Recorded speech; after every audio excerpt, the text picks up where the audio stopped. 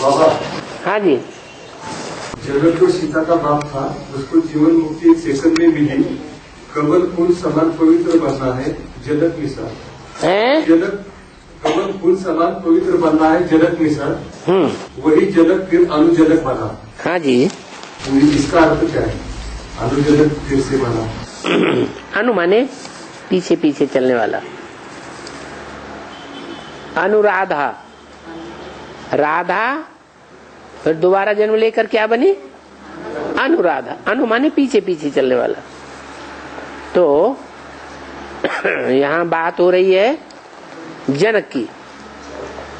जनक माने जन का, एक होता है जनन, प्रजनन, जन्म देना। जन माने जनन करना, प्रजनन करना, जन्म देना, जन।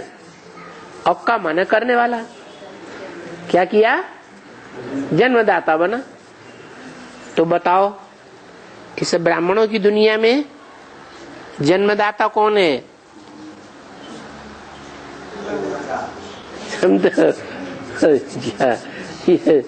जो प्रश्न किया गया मुरली में उसका जवाब ही पूछ ही ले रहे हैं। कौन है जन्मदाता? प्रजापिता। जो प्रजापिता जन्मदाता है तो पहला पहला जन्म किसको देता है? हैं? माँ को जन्म देता है। हैं? किसको जन्म देता है? अरे बाप है घर में तो किसको पहले बनाता है? अपना माँ को बनाता है। ये इतना पक्का होके बोलना चाहिए। बाप क्या रचना रचता है? पहले माँ की रचना रचता है। तो किसको अपना बनाया?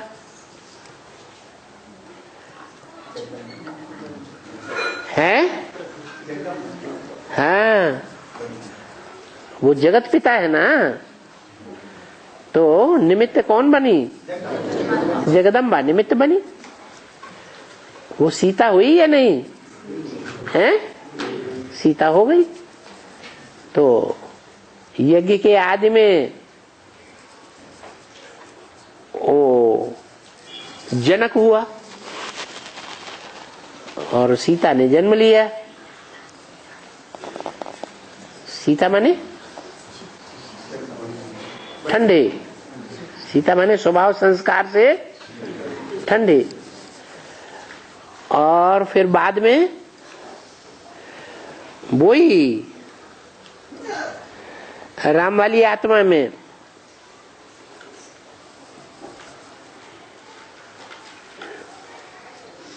प्रवेश करके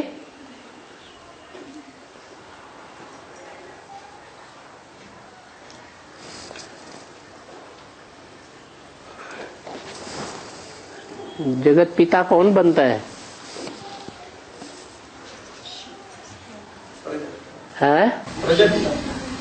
नहीं, प्रजापिता वाला तो व्यक्तित्व होता है। जो प्रजापिता वाला व्यक्तित्व है उस व्यक्तित्व में प्रवेश करने वाला शिव। और तीसरी आत्मा कौन है? कृष्ण वाली आत्मा। तो जो कृष्ण वाली आत्मा है उसका उस जगदम्बा के साथ क्या हिसाब है? क्या पार्ट है? बच्चा पार्ट है। लेकिन मुरली में ये बताया है कि असली जगदम्बा ये ब्रह्मा है। हाँ, जगदम्बा नहीं ब्रह्मा है। हाँ। असली तुम्हारी जगदम्बा जो है वो ब्रह्मा है। तो जो जगदम्बा साकार शरीरधारी है स्त्री चोले में, उसमें पार्ट बजाने वाली आत्मा कौन है जगदम्बा का? दादा लेखराज ब्रह्मा। तो बाप हुआ ना, है? इसलिए वो अनुजनक हो गया। अनुजनक कैसे हुआ है? बाद में जनक हुआ कि नहीं? शरीर छोड़कर। हाँ जी। और बाबा, हाँ, जो देवताओं के नाम है शंकर, महावीर, तीर्थंकर, उसमें बाद में र का उच्चार क्यों आता है? हैं? बाद में र का उच्चार क्यों आता है? बाद में र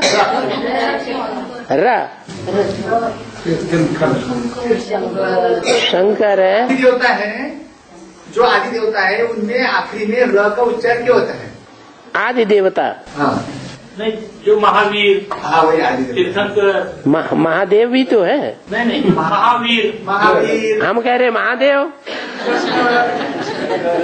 है। आपने ऐसे नाम चुन लिए जिनके अंत में रा है, और हम ऐसे नाम चुन रहे हैं कि जिनके अंत में रा है ही नहीं, आदि में भी नहीं है, मध्य में भी नहीं है। ये तो चुनाव की बात है। उसके तो हजारों नाम हैं, सहस्त्र नाम है।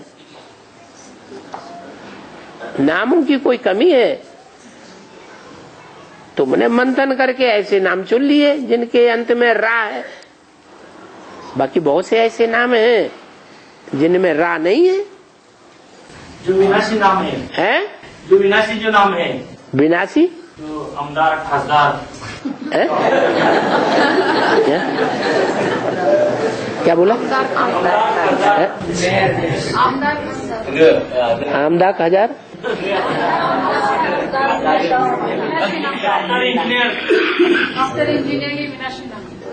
डॉक्टर, डॉक्टर, इंजीनियर, अच्छा वकील,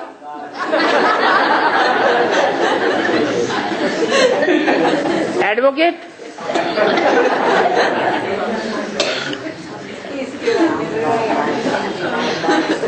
अरे ऐसा मनन चिंतन मंथन करो जिसमें कुछ खर तेल निकले। फिर भी देवताओं के नाम है, उसमें तो है ना। फिर वही बात, अपनी बात को पकड़ के पीछे पड़ जाना।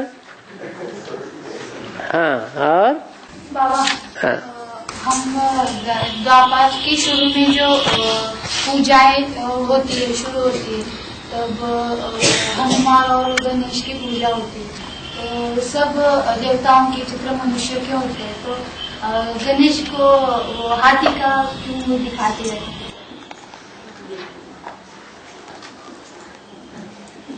बाबा ने बताया ना, पहले हर आत्मा की सतो प्रधान स्टेज होती है, मध्य में रजो प्रधान स्टेज होती है, और अंत में तमो प्रधान अच्छी स्टेज होती है। तो जो मध्य में रजो प्रधान स्टेज हो जाती है, बेविचारी पूजा हो जाती है, तो वो दिखाया गया है कि वो जानवरों का कर्तव्य करते हैं, तो जानवरों का रूप धारण कर लेते हैं। इसलिए गणेश दिखा दिया है। देवभान ज्यादा है तो गणेश का चेहरा दिखा दिया। कान ज्यादा सुनते हैं कि कम सुनते हैं, तो कान बड़े दिखा दिए हैं। बुद्धि विशाल है या छोटी बुद्धि है? विशाल बुद्धि है तो माथा चौड़ा दिखा दिया। तो हिसाब है ना। और हाथी के दांत दिखाने के और चबाने के, और बाहर से कुछ और अंदर से कुछ और। तो गणेश जी को रूप दिखाई दिया है। और ओम नमः शिवाय का अर्थ क्या है? आ उ मा बन गया ओम। आ उ मा तीनों को मिलाया तो बन गया ओम। ये त्रिमूर्ति शिव बन गया ना। ये त्रिमूर्ति शिव को नमः, और किसी को नहीं। जो 3 मूर्तियों का रचयिता है उसको नमन। उसका नाम क्या है? असली नाम क्या है? जो औरों का नाम नहीं हो सकता। शिव कल्याणकारी, सदा कल्याणकारी, या कभी कल्याणकारी, कभी अकल्याणकारी, सदा कल्याणकारी। और 500-700 करोड़ जो मनुष्य आत्माएं हैं, जो भी जीवात्माएं हैं, जो भी पशुओं की आत्माएं हैं, या कीड़े मकोड़ों की आत्माएं हैं, पक्षियों की आत्माएं हैं, वो सदा कल्याणकारी हो सकती हैं? नहीं हो सकती। उसका नाम पक्का क्या हुआ? शिव पक्का नाम है। वो सदा ही कल्याणकारी है। क्या? अच्छा, देखने में आ रहा है बहुत बुरा काम कर रहा है? देखने में आ रहा है बहुत बुरा काम कर रहा है, लेकिन फिर भी वो कल्याण कर रहा है क्या कल्याण कर रहा है? कल्याण कर रहा है। जब गहराई से समझेंगे तो पता चलेगा वो अकल्याण नहीं कर रहा है, वो तो कल्याण ही कर रहा है। तो हर हालत में, हर स्थिति में, हर परिस्थिति में, हर व्यक्ति के साथ वो कल्याणकारी ही है, कभी अकल्याणकारी नहीं है। इसलिए उसका नाम शिव। और मनुष्य आत्माओं के लिए ये बात लागू नहीं होती। कोई कहे है कैसे नहीं लागू होती? शंकर जी के साथ तो लागू होगी। हमारे महाराष्ट्र के जो कुल देवता हैं कौन है? कौन है?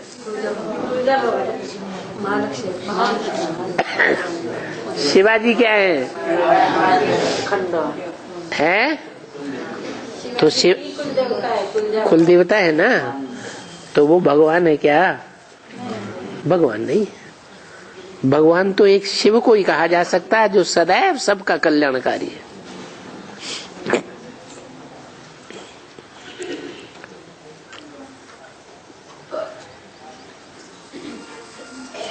अफजल खां का क्या किया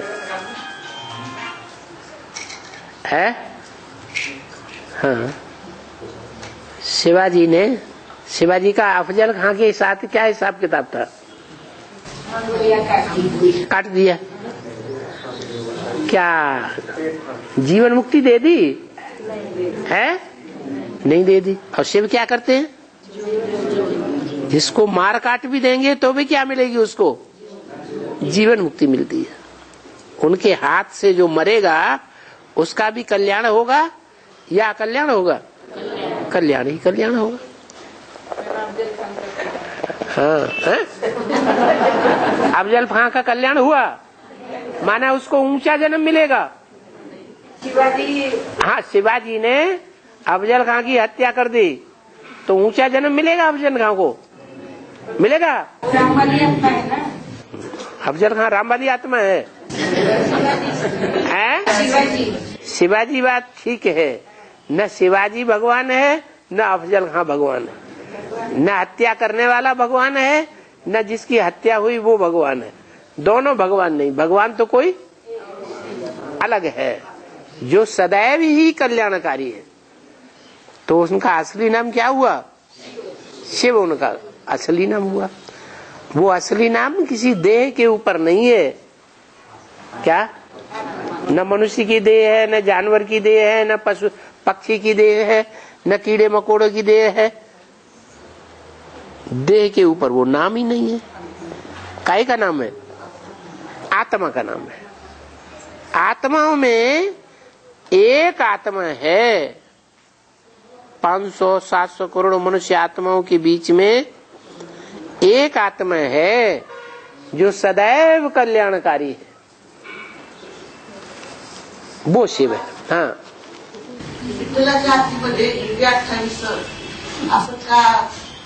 ऐसा क्यों कहा? दोबारा कहो। ये बोलते हैं ना, युग 28 है, मतलब 28 युग वो ईंट पर खड़ा रहता है, ऐसे विठ्ठल के लिए बोलते हैं। ये क्या चक्कर?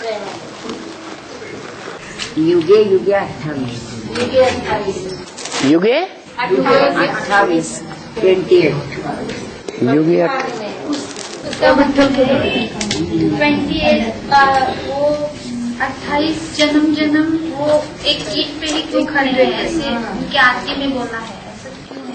किसकी आरती में हैं? पंडित विठल की आरती में बोला है। पांडुरंग की आरती में बोला है कि वो 28 जन्म तक 28 जन्म तक 28 युग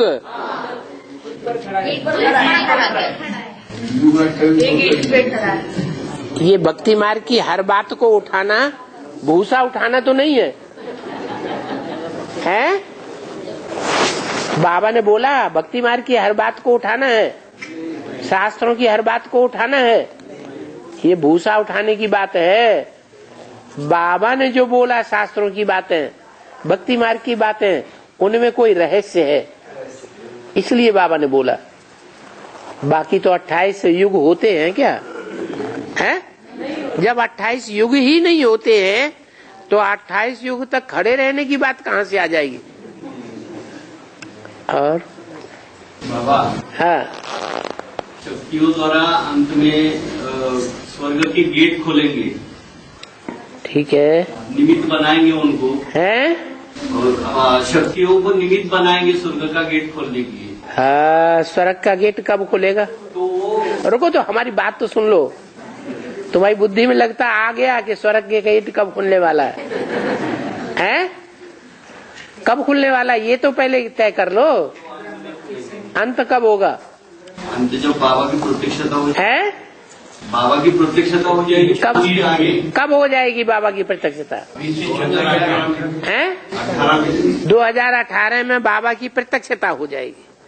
तो जब बाबा की प्रत्यक्षता हो जाएगी उस समय गेट खोलने वाले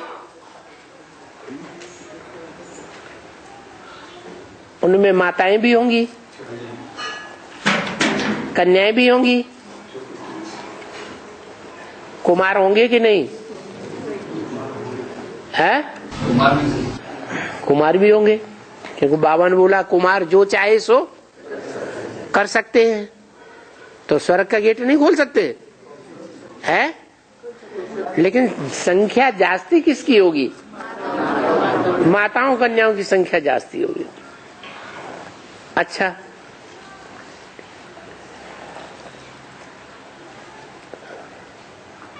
संख्या जो जास्ती होगी कन्याओं माताओं की, स्वर्ग का गेट खोलने वालों की, क्योंकि उसका कारण क्या है?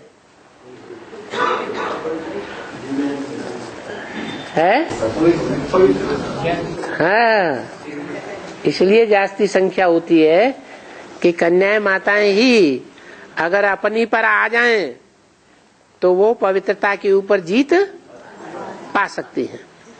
पुरुष अपनी पर आ जाए क्या कि हम पवित्र रह करके दिखाएंगे कोई भी हालत में, चाहे हमको शिव बाबा के मंदिर में शिवलिंग की तरह रहना पड़े जलाधारी के साथ। तो ऐसा हो सकता है? नहीं हो सकता।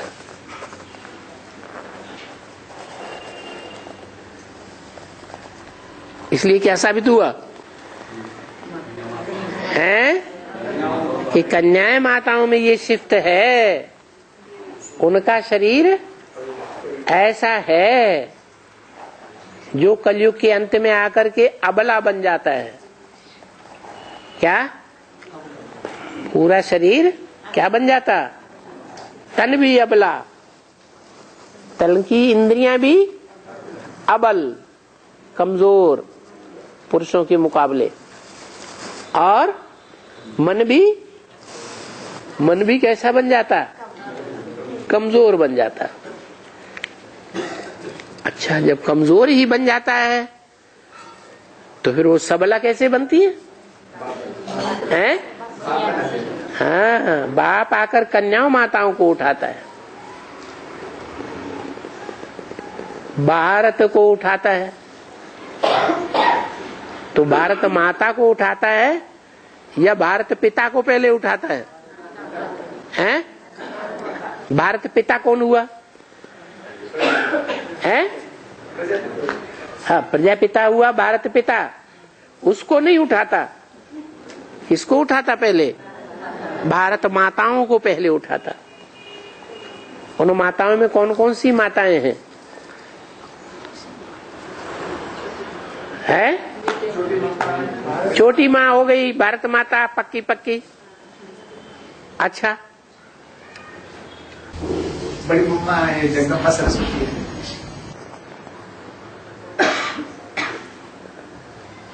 छोटी माँ को उठाता है पहले या बड़ी माँ को पहले उठाता है? हैं? बड़ी माँ को पहले उठाता है। छोटी माँ को, है? छोटी माँ को, छोटी माँ को उठाता। अरे दोनों में से कोई तो होगा ही। है? छोटी माँ को पहले उठाता है। क्यों? हैं? हाँ, क्योंकि जगदम्बा के मुकाबले प्योरिटी की पावर छोटी माँ में ज्यादा है। ज्यादा है?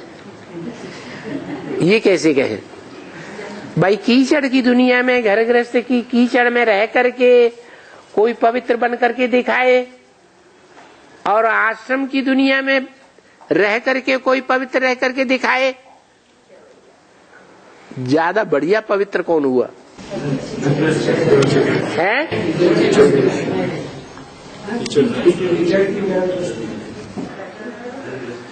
कीचड़ की दुनिया में रह करके, कमल फूल समान रह करके जो पवित्र रह करके दिखाए, वो ज्यादा श्रेष्ठ, या जो गुलाब के फूल की तरह कांटों के बीच में रह करके पवित्र रह करके दिखाए, वो ज्यादा पवित्र? तो फिर छोटी माँ कांटों की दुनिया में रहती है ना? है? तो छोटी माँ कांटों की दुनिया में रहती है ना? हाँ, कांटे माने दुखदाई। तो जो दुखदाई दुनिया है उसके बीच में रहती, और वो कीचड़ की दुनिया में रहती। विकारों की कीचड़ है। कलयुग के अंत में क्या? गृहस्थी जीवन। छोटी माँ है, वो ज्यादा ताकतवर बन जाती है। कैसे?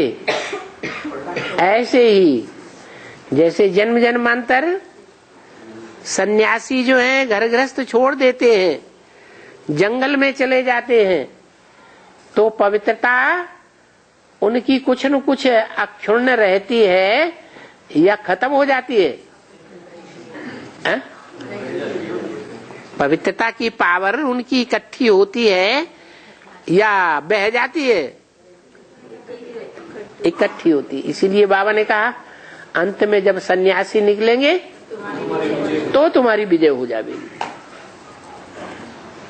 तो जगदम्बा और भारत माता दोनों के बीच में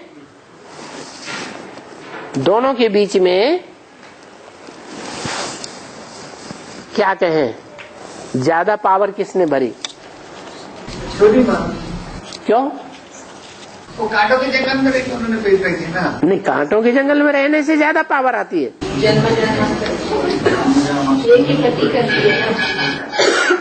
अभी तो बताया, सन्यासियों में पावर जन्म जन्मांतर की इकट्ठी होती रही। उन्होंने गृहस्थी जीवन छोड़ा, कुछ तो त्याग किया कि नहीं किया? है? किया। और गृहस्थी उतना त्याग नहीं कर पाते, इसलिए नाम दिया जाता है गृहस्थी माना गिरी हस्ती। और जो सन्यासी हैं उनको गिरी हस्ती नहीं कहते हैं। बाबा भी उनको आगे रखा। अगर ये गृहस्थी अगर ये सन्यासी नहीं होते तो भारत एकदम गर्त में चला जाता, खड्डे में चला जाता। आज भी दुनिया में भारत का कुछ न कुछ मान है या नहीं है? मान तो है। इसका मतलब ये हुआ कि सन्यासी स्वर्ग का गेट खोलेंगे? नहीं, अगर ये सन्यासी न निकले तो तुम्हारी विजय नहीं हो सकती। मतलब सन्यासी निकलेंगे तो विजय होगी, मानो वही गेट खोलेंगे ना। महाराज यही तो साबित करना चाहते हैं कि वो सफेद कपड़ों वाले सन्यासी वो जब तक नहीं निकलेंगे तुम्हारी विजय नहीं हो सकती। सन्यासी अनेक प्रकार के होते हैं, कोई लाल कपड़े वाले, कोई पीले कपड़े वाले, कोई सफेद कपड़े वाले, कोई काले कपड़े वाले, कोई नीले कपड़े वाले। सिखों में नीले कपड़े वाले देखे? हाँ? तो उनमें से जो सफेद कपड़े वाले सन्यासी हैं वो कौन है? दुनिया में कहाँ देखने में आते हैं? ब्रह्मा कुमारियों में। उन ब्रह्मा कुमारियों में जो सफेद कपड़े वाले सन्यासी हैं वो अनेक प्रकार के हैं। क्या? प्रत्यक्ष हो जाएंगे आगे चल करके। उनमें से जो पक्के सफेद कपड़े वाले हैं, पहले भी सफेद थे। सफेद रंग कौन से त्रिमूर्ति में किस देवता का है? विष्णु का। पहले भी सफेद थे यज्ञ के आदि में, मध्य में भी सफेद हैं आचरण में, और अंत में भी सफेद। विष्णु ही पार्ट है उनका मुख्य। बना वही आया ना फिर। तो वही तो बात बता दी। वो दुनियावी सन्यासी थोड़े ही जो तुम समझते थे, वो दुनियावी सन्यासियों की बात नहीं है, ये बेहद के सन्यासी की बात है। बेहद के सन्यासी गेट खोलेंगे? हाँ जी। और हाँ हाँ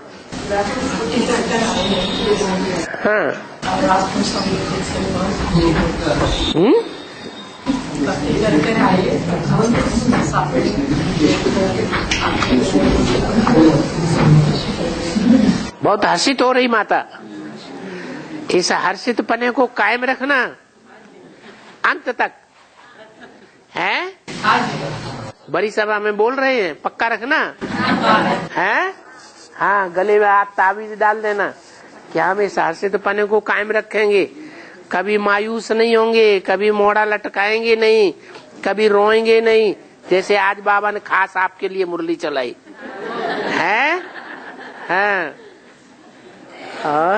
बाबा। हाँ, शिव बाबा को याद कहाँ करना है? शिव बाबा को याद कहाँ करना है? अच्छा, तुम ही बताओ कहाँ याद करना है? शिव बाबा को कहाँ याद करना अच्छा है? हैं? बाबा ने तो कहा मुझे तुम लेटरिन में भी याद कर सकते हो। बोलो, कहा कि नहीं? हाँ? अब आप क्या बता रहे हैं? कहाँ याद करना है? मतलब कहाँ याद? बाबा ही ने तो बताया ना मुझे तुम हाँ टॉयलेट में भी याद कर सकते हो। अब आपका क्या विचार है? आपका प्रश्न है तो आपसे ही पूछ ले। अमृत वेला या टीवी है? अमृत वेला के समय या मुरली सुनाने समय की बात अलग। कब कब कब शब्द लगाओ तो समय, और कहाँ लगाओ तो स्थान। तो आप क्या पूछ रहे हैं? स्थान पूछ रहा हूँ। स्थान पूछ रहे हैं तो स्थान में पहले आप अपना मंतव्य बता दीजिए। आपको क्या लगता है कहाँ याद करना अच्छा है? साकार में निराकार। अरे आपने तो नहीं पूछा।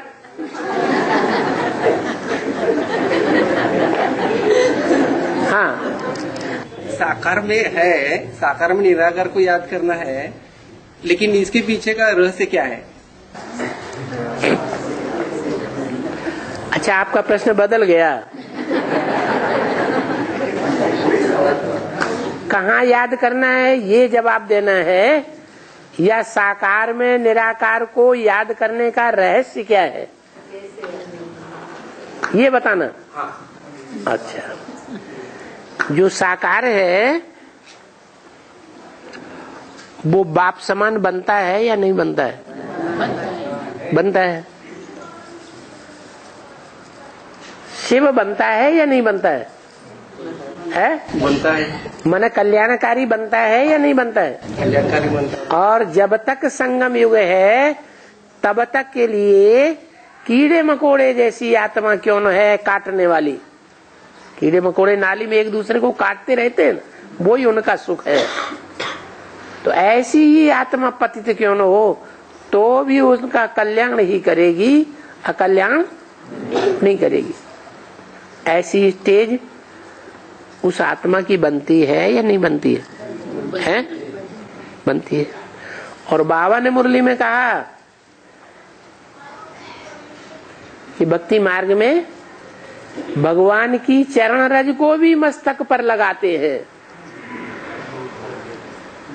चरण जो पांव हैं, वो पांव दुनियादारी में भटकते रहते और उनमें जो धूल जम जाती है विकारों की, वो विकारों की धूल को भी उठा करके कहाँ लगा लेते?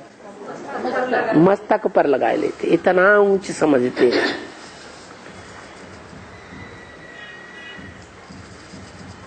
पैरों की धूल माना जो सबसे नीचा अंग है, नीचा अंग है ना, कैसे? ऊंचा अंग तो उत्तम अंग है। उत्तम अंग माने ये क्या है? भ्रकुटी के मध्य में उत्तम अंग है या नहीं? उत्तम से उत्तम अंग। बाकी नीचे आओ तो मध्यम अंग है या नहीं है? हैं? कमर तक आएंगे तो मध्यम अंग है। ज्यादा ऊंचे भी नहीं है, ज्यादा नीचे भी नहीं है। और फिर नीचे चलो तो कहाँ है? पांव। पांव की जो 5 उंगलियां वो भी वो सबसे नीची है ना। उनको नीचा क्यों कह दिया है? उनको नीचा क्यों कह दिया? भक्ति मार्ग में भगवान का विराट रूप दिखाते हैं, मस्तक दिखाते हैं, उत्तमांग है ना, और फिर भुजाएं दिखाते हैं कमर तक लटकती हुई, मध्यमांग, और फिर उससे नीचे के अंग पांव। कहते हैं मस्तक में ब्राह्मणों देवताओं का निवास है।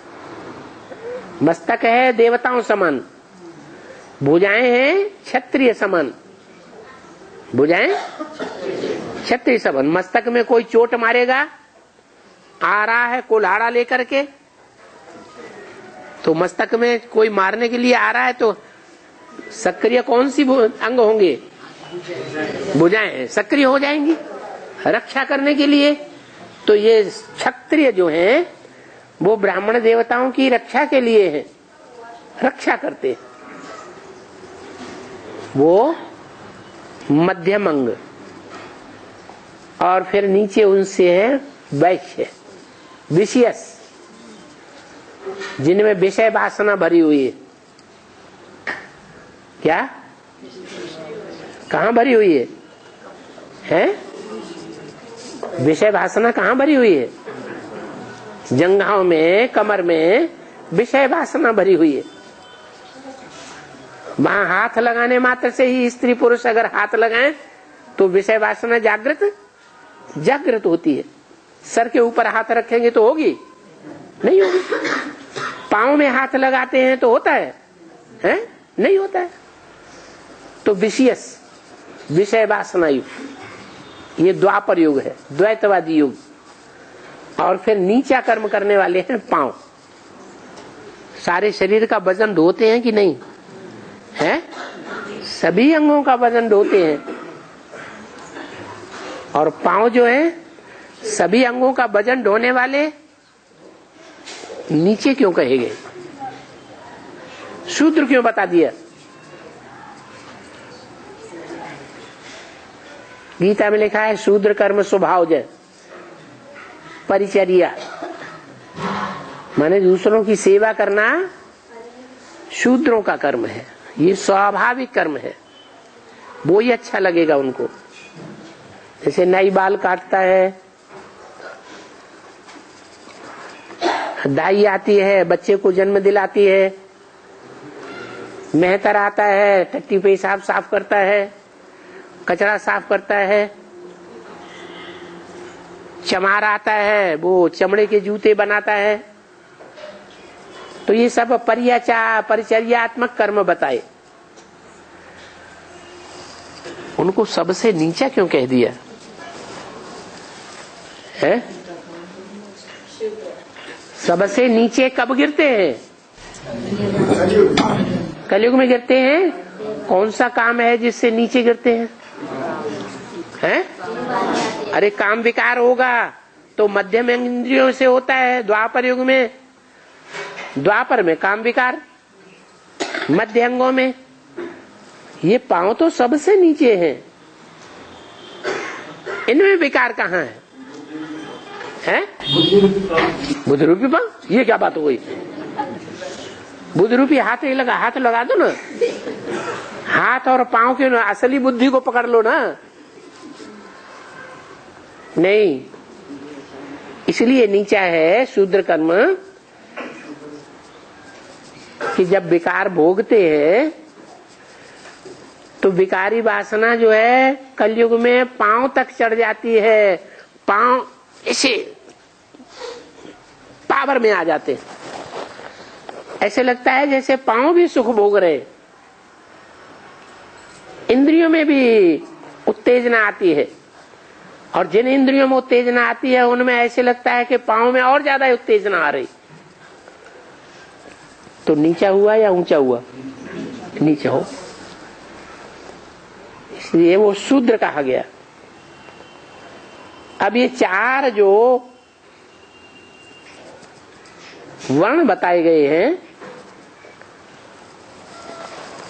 उन चार वर्णों का ब्रह्मा से विष्णु बनने वालों से कनेक्शन जोड़ दो।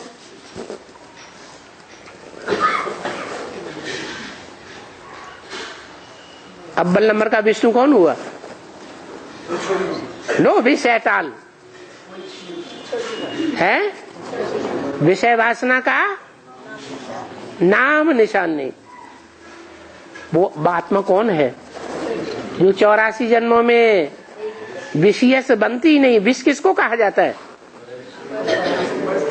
पराई स्त्री और पराई पुरुष को भोग करना क्या कहा जाता है? विषयस कहा जाता है। विषय वासना का अंग हो गया। तो कोई है आत्मा ऐसी 500-700 करोड़ मनुष्य आत्माओं में जो पर स्त्री या पर पुरुष का किसी भी जन्म में, चाहे स्त्री का जन्म ले चाहे पुरुष का जन्म ले, कभी भी सुख भोगती नहीं है। बुद्धि में ही ये बात नहीं आती कि ऐसा सुख भोगना है। कौन है?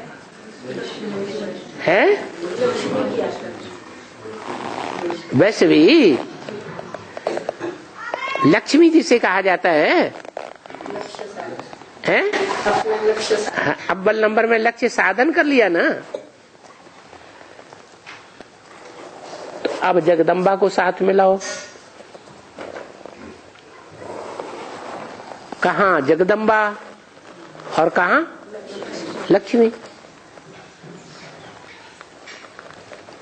जगदम्बा को इंट्रोड्यूस करने वाला कोई शहर है?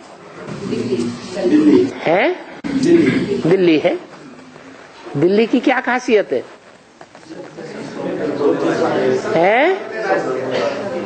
जितने भी धर्म वाले हैं, सभी धर्म वालों ने दिल्ली की गोद में खून खराबा भी किया है।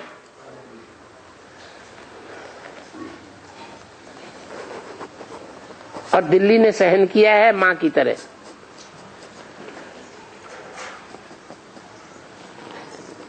इसलिए बोला अम्मा भी मर जाए तो भी हलवा खाओ। और फिर दूसरा नंबर किसका बोला? बीवी मरे तो भी हलवा खाओ। है? क्या खुशी, क्या खुशी है?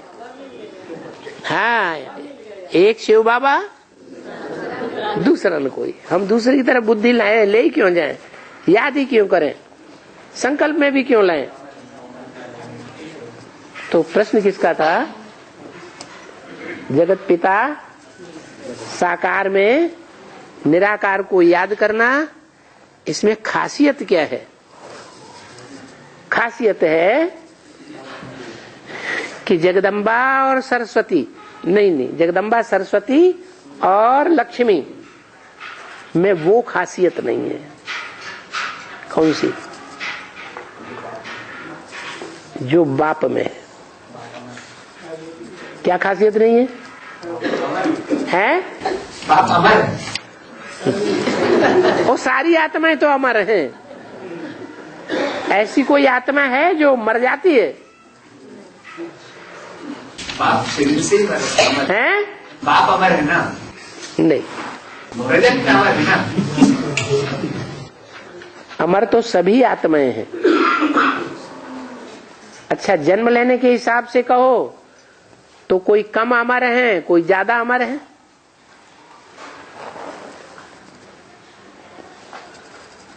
नारायण के बाद सबसे कम जन्म लेने वाली कौन सी आत्मा होगी? है? नारायण के बाद पहला नंबर किसका होगा जो कम जन्म लेती हो?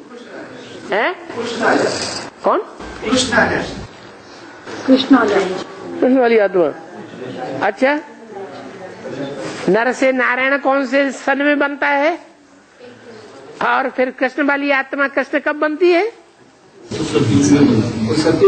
50 साल कब बताया? फिर ये तो बहुत लंबा समय हो गया, पूरे 18 साल का कम से कम समय हो गया। कृष्ण की आत्मा को 18 साल कम हो जाएंगे। 18 साल क्यों? 69 से शरीर छोड़ा है। 50 साल 50 साल बताया। फिर तो कोई बताया, दूसरा तो कोई बताया नहीं। इसलिए शिफ्ट ये नहीं है, उस प्रजापिता वाली आत्मा में शिफ्ट ये है जो और कोई भी मनुष्य आत्मा में नहीं है, ब्रह्मा नामधारियों में भी नहीं है। वो शिफ्ट है जो गंगा में नहीं है, यमुना जगदम्बा सरस्वती में नहीं है, ब्रह्मपुत्रा नदी में नहीं है।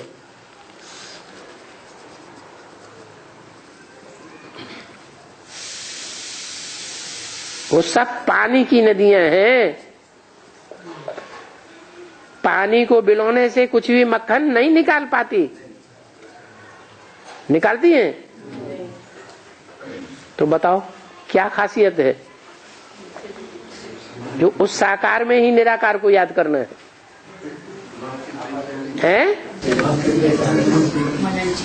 मनन चिंतन मंथन। ये मनन चिंतन मंथन करने की शिफ्ट जो है वो और किसी भी आत्मा में उतनी नहीं है। कितनी? जितनी प्रजापिता में। यही कारण है कि उस साकार में, जिस साकार को मुकर्रर रथ कहा गया है, उसमें शिव को याद करना। वो मुकर्रर रथ का जो बुद्धि है, बुद्धियोग है या शरीर है, वो संगम युग में मुकर्रर है या नहीं है? बीच में खत्म होगा? है? मुकर्रर है।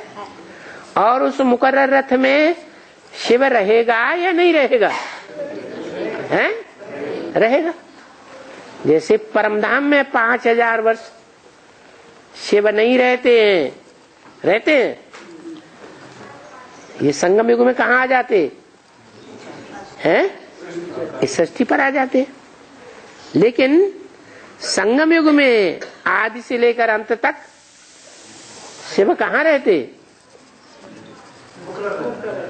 मुकर्रर रथ में रहते कि ब्रह्मा नामधारी में रहते हैं? कहाँ रहते? मुकर्रर रथ कब है? मुकर्रर रथ कब कहें? 36 से लेकर के 42 तक मुकर्रर रथ, या 42 के बाद शरीर छोड़ने के बाद भी मुकर्रर रथ है? उसके बाद भी मुकर्रर रथ नहीं, उसके बाद कैसे? आज लेकिन है, गुप्त है तो पार्ट कहाँ बजाए? टेम्पररी रथ में, मुकर्रर रथ टेम्पररी रथ में पार्ट नहीं बजाएगा। वो जो आते जाते नहीं। शिव जो है सिर्फ ब्रह्मा नामधारियों में ही पार्ट बजाता है, या और कोई भी बच्चों में प्रवेश करके पार्ट बजा सकता है? और बजा सकता है। तो ऐसे थोड़ा ही कहेंगे कि वो मुकर्रर रथ में ही पार्ट बजाता है, या जो टेम्परेरी रथ है उनमें अलग अलग जाकर के पार्ट बजाता है, मुकर्रर रथ में नहीं बजाता है, ऐसे थोड़ी गए। परमधाम से जब आते हैं तो आखिरी तक मुकर्रर रथ में ही रहते हैं ना? नहीं, परमानेंट टेम्पररी जाकर पार्ट बजाते हैं। टेम्पररी दूसरे रथ में जो टेम्परेरी है वो कह नहीं सकते कि मेरे अंदर शिव बाप है, न साबित कर सकते। जो मुकर्रर रथ है वो साबित हो जाएगा, वो हो जाएगा। लेकिन ये जो 4 ब्रह्मा है दूसरे, हाँ, वो साबित भी हो जाते हैं, लेकिन वो भी तो टेम्पररी है ना। वो साबित नहीं होते। कृष्ण वाली आत्मा दादा लेखराज कहते थे कि मेरे अंदर शिव है, मैं कृष्ण की आत्मा हूँ, लेकिन इसका कोई प्रूफ है? प्रूफ है? नाम तो ब्रह्मा रखा गया ना, है? उनका नाम ब्रह्मा रखा गया ना।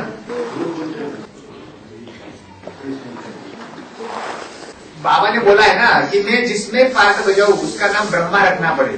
तो सरस्वती का नाम ब्रह्मा रखा गया, तो ब्रह्मा माना गया ना। माना गया। अरे ओम राधे जगदम्बा को किसी ने ब्रह्मा कहा? 5वां ब्रह्मा माना गया ना। ब्रह्मा की 5 मुख बताए गए तो उसमें 5वां मुख उनका दिखाया गया ना। जगदम्बा सरस्वती को 5वां मुख दिखाया गया? दिखाया गया नहीं। दिखाया कहाँ गया? कोई चित्र है? कोई मुरली है? नहीं तो बाबा है। तो फिर ब्रह्मा के तो 2 ही मुख दिखाए गए हैं। 2 ही मुख 5 मुख दिखाए गए, 4 मुख दिखाए गए। चतुरानन कहते हैं, पंचानन कहते हैं, तो जितना कहते हैं उतना दिखाए जाते हैं। तो 5वां मुख तो है ना? है 5वां मुख तो दिखाया है ना। जो 5वां मुख है वही तो पहला है। वही पहला है। वही पहला है जो देखने में नहीं आता, वो चारों भुजाओं को चलाने वाला है। लेकिन जगदम्बा को तो ब्रह्मा माना गया ना। ये तो आपने अभी जाना, इससे पहले तो नहीं जाना। अभी की बात कर रहे ना। अभी की बात क्यों कर रहे हैं? मुख्य बात जो है कहने की कि राम वाली आत्मा में जब अज्ञानता का काल था उस समय क्या ब्रह्मा था? तो ब्रह्मा कैसे कहेंगे? जिसमें मैं प्रवेश करता हूँ उसका नाम ब्रह्मा रखता हूँ। तो प्रवेश तो 76 से कहें या उससे पहले कहें? उससे पहले कब से? 69 से कहें। तो 69 जब प्रवेशता का काल साबित होता है तो उससे साबित होता है कि वहीं से उनका मनन चिंतन मंथन तो शुरू हो चुका। लेकिन वो गुप्त रहता है ना। गुप्त रहता है, तरीके से और 76 में भी लंबे समय तक गुप्त रहता है, जब तक लोग उसे शिव बाबा न कहना शुरू करें। बाबा शब्द का उच्चारण जब तक नहीं इंट्रोड्यूस होता है तब तक गुप्त ही समझा जाए। तब तक गुप्त समझा जाए ना। उससे पहले भी फिर गुप्त ही रहता है ना। उससे पहले माने 76 से पहले। हाँ 76 से पहले गुप्त था। 69 से पहले भी। 76 से पहले भी गुप्त था। 69 से लेके 76 तक गुप्त था। लेकिन उस गुप्त की स्टेज को वो ही जानता है और उसके पहले 69 से पहले 69 से पहले गुप्त रूप में शिव बाप उसमें पार्ट नहीं बजाता। पार्ट नहीं बजाता, लेकिन रहता है ना परमानेंट। है भी नहीं, साबित ही नहीं होता। मुकर्रर रथ है ना। मुकर्रर रथ का मतलब ये नहीं 24 घंटे रहता है। 24 घंटे नहीं रहता, लेकिन मुकर्रर रथ हो तो ब्रह्मा बाबा। मुकर्रर का मतलब क्या हुआ? मुकर्रर का मतलब ये लगा रहे कि वो 24 घंटे रहता है। 24 घंटे रहता है क्या? दूसरे बच्चों में सेवा नहीं करनी है तो सेवा करके रिटर्न फिर वहीं आके लेता है ना। हैं? सेवा करने के बाद रिटर्न आके वहीं लेता है ना। कहाँ? टेम्पररी रथ में सेवा करने के बच्चे खत्म हो जाते हैं। तो जो सेवा करने के लिए उसके आधार हैं वो खत्म हो गए। ढेर सारे आधार हैं, लेकिन वो टेम्पररी रथ माना गया ना। कौन? वो जो दूसरे जो भी है, हाँ, वो टेम्पररी रथ माने गए। तो क्या हुआ? टेम्परेरी वो तो जहाँ भी सेवा करके रिटर्न वो अपने मुकर्रर रथ नहीं आएगा ना। टेम्परेरी रथों में प्रवेश नहीं कर सकता। करता है, सेवा भी करता है, लेकिन रिटर्न तो मुकर्रर रथ में आके रुकेगा ना। जब होगा मुकर्रर तब होगा मुकर्रर। तो रहता है ना। 76 से पहले मुकर्रर नहीं कहेंगे, और 69 से तो कोई जानता ही नहीं है, वो स्वयं भी नहीं जानता। कौन है? राम वाली आत्मा 69 में खुद भी नहीं जानती। और दीदी दादी दादाओं की सेवा भक्ति करती है कि नहीं है? उनके डायरेक्शन पे चलती है कि नहीं? तो फिर इससे साबित है कि वो आत्मा खुद भी अज्ञानता में है। इसलिए मुकर्रर रथ तब कहा जाए जब औरों के सामने भी प्रत्यक्ष होने लगे और भी माने कि हाँ ये मुकर्रर रथ है। मुकर्रर माना जो भी टेम्परेरी रथ हैं, उन टेम्परेरी रथों के मुकाबले ज्यादा समय मुकर्रर रूप में रहने वाला। और है कि नहीं है? इसलिए मुकर्रर है। आदि में भी मुकर्रर था, मध्य में भी मुकर्रर है लंबे समय तक, और अंत में भी अंत समय तक मुकर्रर रहेगा। तो मुकर्रर होने का आधार क्या है?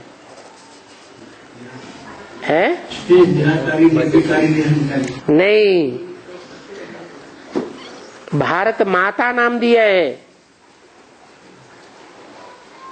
भारत पिता नाम दिया है, और विश्व पिता भी नाम दिया है।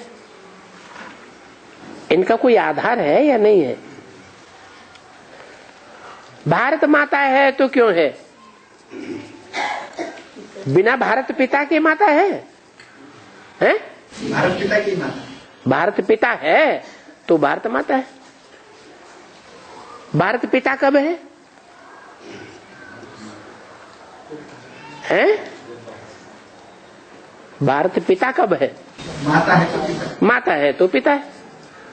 और विश्व पिता कब है? सारा विश्व, उसके ऊपर कंट्रोल करने वाला वसुदैव कुटुंबकम का मुखिया, वो विश्व पिता हो गया। तो जो भारत शब्द है उसका अर्थ क्या हुआ?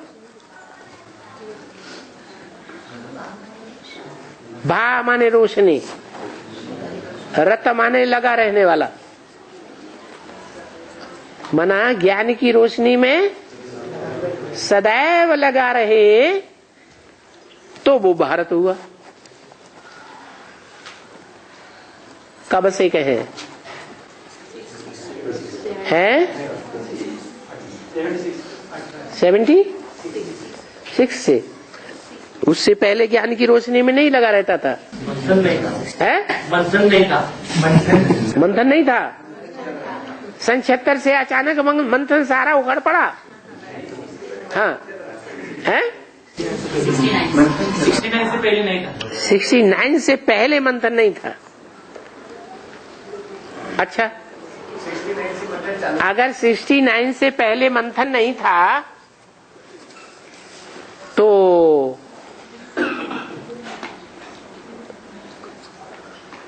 लौकिक दुनिया की पढ़ाई में भी मंथन नहीं रहा होगा। ज्ञान की बातों के प्रति? नहीं रहा होगा ना, है? अरे रहा होगा या नहीं रहा होगा? नहीं रहा होगा। और रहा हुआ हो तो प्रत्यक्ष होना चाहिए है। हाँ, प्रूफ ये कि अपना पार्ट अपने को प्रत्यक्ष होगा या दूसरों को प्रत्यक्ष होगा? है? दूसरों को पहले प्रत्यक्ष हो जाएगा, है? नहीं। तो जब बुद्धि में बैठ जाता है कि मेरा ये पार्ट है, तो पुरुषार्थ तीखा होता है या बुद्धि में बैठने से पहले तीखा होता है? बाद में तीखा है। बाद में तीखा होता है। बुद्धि में जब बैठ जाता है कि मेरा ये पार्ट है, जैसे कलेक्टर है, कलेक्टर के पद पर बैठ गया, जिलाधीश के पद पर, तो उसमें ज्यादा विश्वास पैदा होता है कुर्सी लेने के बाद, या कुर्सी लेने से पहले थोड़ा डरता है, पता नहीं मैं कैसे संभालूंगा। हाँ। तो उसका पहले हो जाता है ना, है? ज्ञान तो पहले ले लेता है ना, ज्ञान डिग्री तो पहले ले लेता है ना। हाँ, डिग्री पहले लेता है। डिग्री लेने वाले सब कलेक्टर बन जाते हैं। तो पद पे बैठने के बाद तो कोई डिग्री नहीं लेता हो। वही तो बात, मुख्य बात तो पद की है ना। जो कुर्सी है वो व्यक्ति को सिखा देती है, कुर्सी नहीं है तो नहीं सीख पाएगा। तो यही बात है। यहाँ जब पद मिल गया, बुद्धि में फिक्स हो गया कि ये पद है, अगर चलो फिक्स न भी हो, संभावना हो जाए मात्र, जिस स्टूडेंट को ये संभावना हो जाए कि मैं हर एग्जाम में फर्स्ट क्लास आता रहा हूं अपने क्लास में, और वो IAS की परीक्षा में पास हो जाए, तो उसके अंदर विश्वास जागेगा या नहीं जागेगा? वो विश्वास उसको अपनी कुर्सी पर बैठा देगा और ताकतवर बना देगा। तो ऐसे ही है, रामवाली आत्मा के लिए भी वो बात लागू होगी। क्या बात? नहीं, 69 से पहले भी जो अध्ययन होगा, वो अध्ययन आध्यात्मिकता से जुड़ा हुआ होगा, भौतिकवाद से जुड़ा हुआ नहीं होगा। वो शिफ्ट पहले से भी भरी हुई होगी।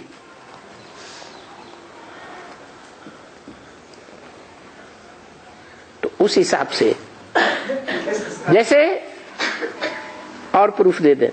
आत्मा में संस्कार रहते हैं ना, पीछे संस्कार रहते हैं ना, जिसमें मिलिट्री के संस्कार हैं, लड़ाई लड़ने के, वो अगले जन्म में कौन सा जन्म लेगा? फिर लड़ाई लड़ने चला जाएगा। तो ऐसे ही व्यास की आत्मा में कौन से संस्कार है?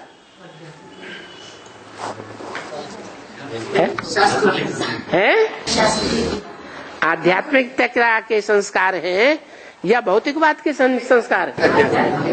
आध्यात्मिकता के संस्कार। वो संस्कार उसने कब भरे हैं? संगम युग में भरे। तो संगम युग में जो ज्ञान के संस्कार ज्यादा भरेगा, मनन चिंतन मंथन ज्यादा करेगा, तो 63 जन्मों में भी करेगा या नहीं करेगा? करेगा। ऐसे ही है। अब समझ में आया? और बाबा सत्यम सोम सुंदरम, उसका अर्थ क्या होता है? अरे वो सत्य भी है, गॉड इज ट्रुथ, भगवान सच्चा कहा जाता है और सब झूठे हैं उसके मुकाबले। सच्चा क्या है? कौन है सच्चा? इस दुनिया में सच्चा कौन है? कोई सच्चा नहीं, सब झूठे हैं।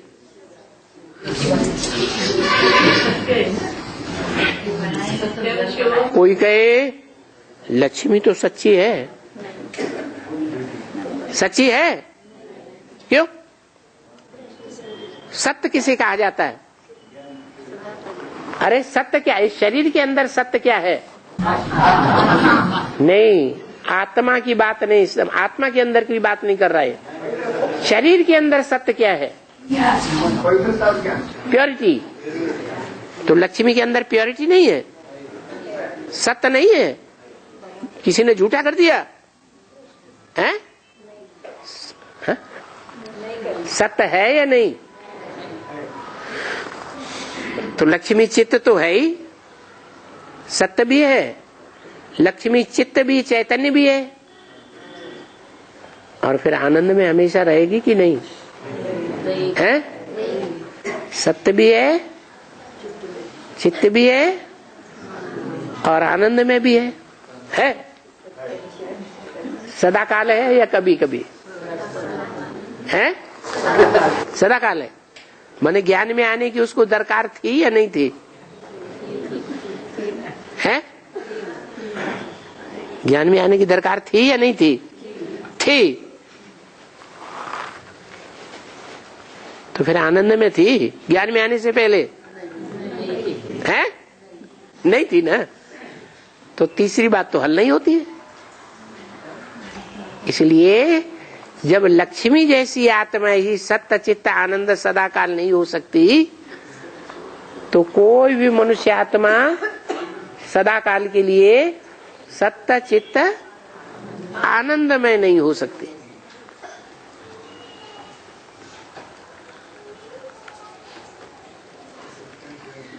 सत्य वो है जो सदा काल सत्य है। ना असतो विद्यते भावो, ना भावो विद्यते सत्य। सत्य जो है उसका अभाव नहीं हो सकता कभी भी, और जो झूठा है उसके पांव ही नहीं होते। एक झूठ के पीछे 20 झूठ बोलने पड़ते हैं। झूठा भागता रहता है और सच्चा अपनी जगह पर दृढ़ रहेगा। चित्त चैतन्य, बाबा ने मुरली में परिभाषा दी है, बोलने चालने वाले को चैतन्य कहा जाता है। बेहोश हो जाए तब बोलेगा? नहीं बोलेगा। तो शिव ही है जो एक आत्मा ऐसी है, सदैव सत्य है, सदैव चैतन्य है और सदैव आनंदमय है। हाँ, जब वो आप समान किसी को बना देती है तो भी सत्य चित्त आनंद स्वरूप विष्णु कहा जाता है। इसलिए गीता में 3 प्रकार की आत्माएं बताई। क्षर माने क्षरित होने वाली, पतित होने वाली, क्षीण होने वाली शक्ति से। अक्षर जो क्षरित नहीं होती, पतित नहीं होती, शक्ति उनकी क्षीण होती ही नहीं, तो वो है अक्षर। लेकिन इन दोनों से भी श्रेष्ठ एक और है, वो है परमात्मा। परमात्मा इति उदाहृतः, उसे परमात्मा कहा जाता है। माने आत्माओं के बीच में जो भी आत्माएं पार्टधारी हैं, पार्ट बजाने वाली आत्माएं हैं, उन आत्माओं के बीच में परम पार्टधारी, हीरो पार्टधारी वो है विष्णु। ओम शांति।